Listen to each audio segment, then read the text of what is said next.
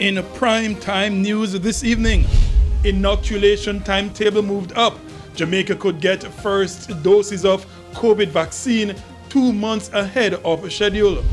COVID worries. Concerns grow about recent spike in positive COVID cases.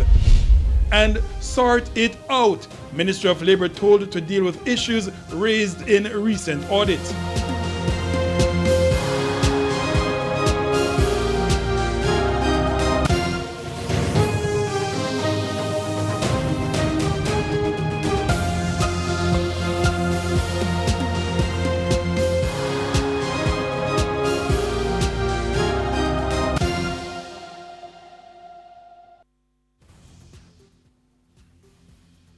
Good evening and welcome to Primetime News. We're on air and online at onespotmedia.com. I'm Janella Precious. And I'm Vashon Brown. Also this evening, the top business stories of the day, sports commentary, e-prime and weather.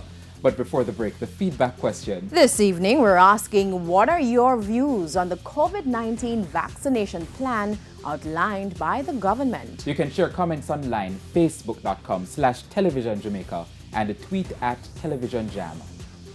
Please stay with us. The Primetime News package returns after this break.